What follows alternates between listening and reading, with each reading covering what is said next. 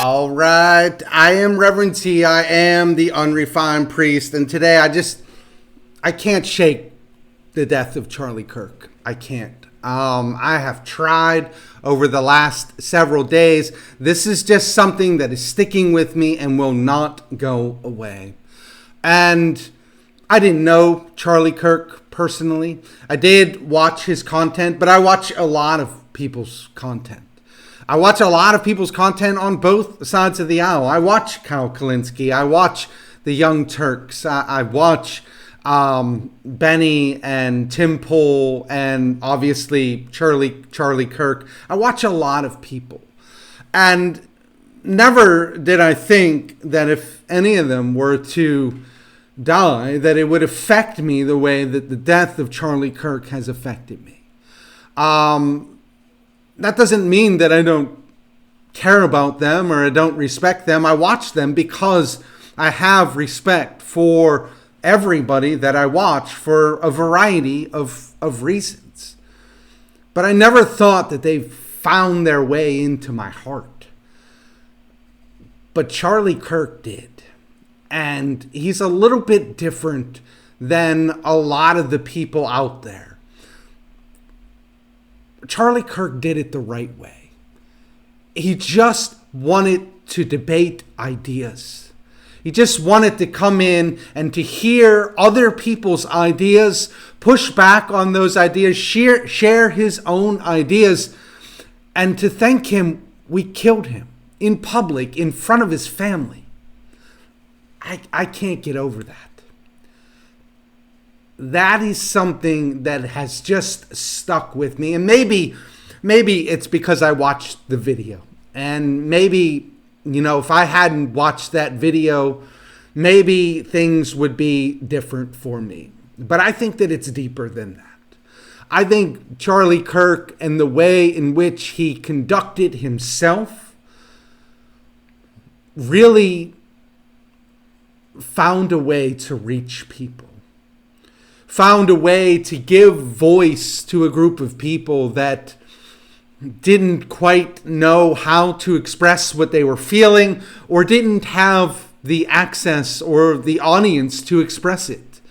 And to lose somebody who did it so graciously and to lose him so viciously, I think really tears us up. For me, Charlie Kirk was a brother in Christ. He was a fellow conservative, obviously.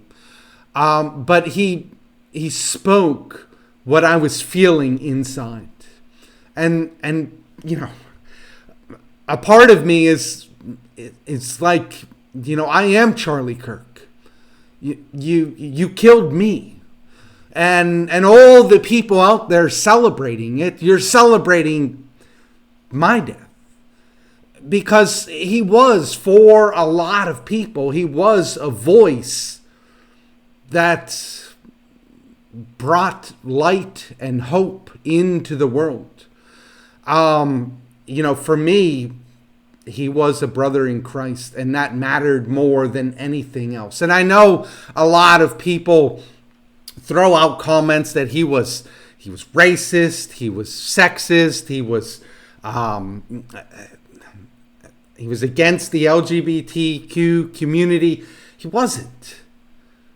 He wasn't any of those things. And I think if you watch his content, you'll see that he wasn't. And people paint him with this brush, but he was gracious and kind. And he didn't deserve what we gave him. And that just sticks with me. And part of why I'm sharing this today is that, okay, we got the guy, they killed him. Tyler Robinson, I guess is his name, and 22-year-old young kid. Looks just like a normal kid that you would run across in the street. But to be honest with you, it doesn't do anything for me.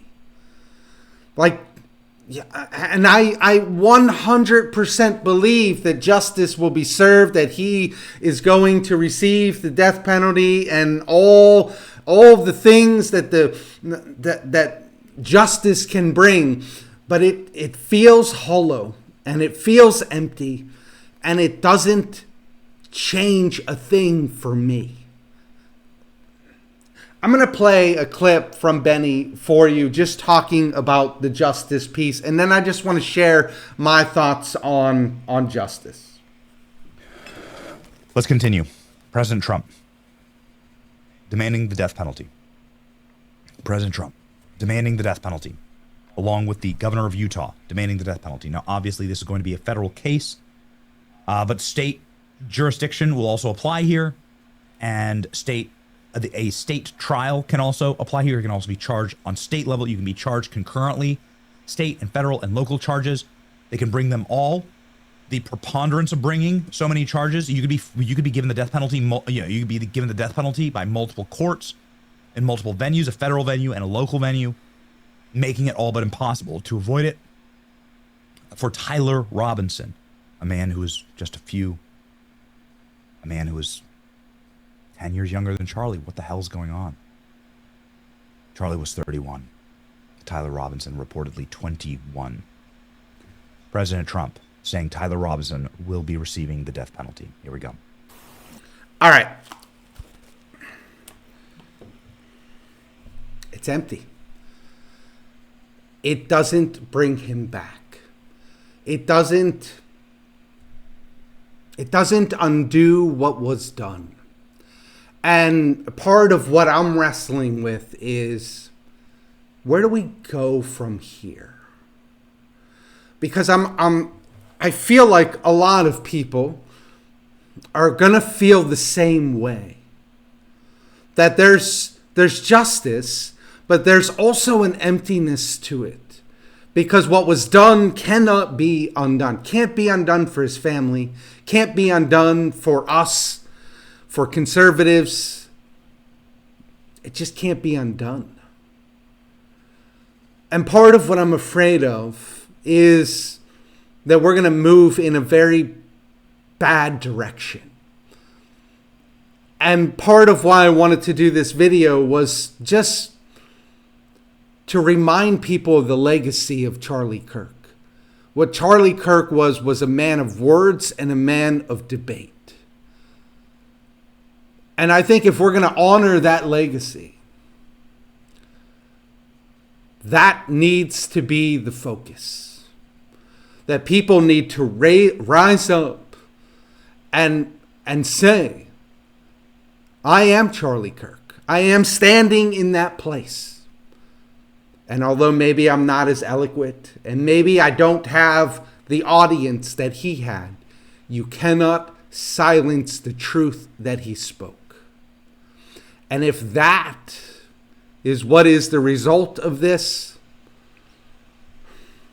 doesn't undo it, but it is an exciting future.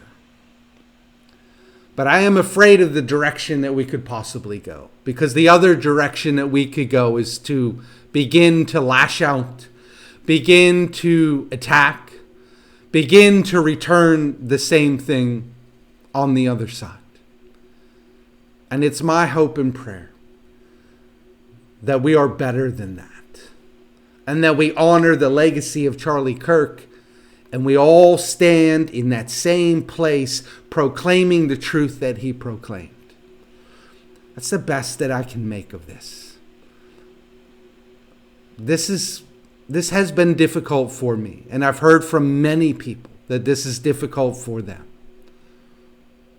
Let that difficulty stir you up.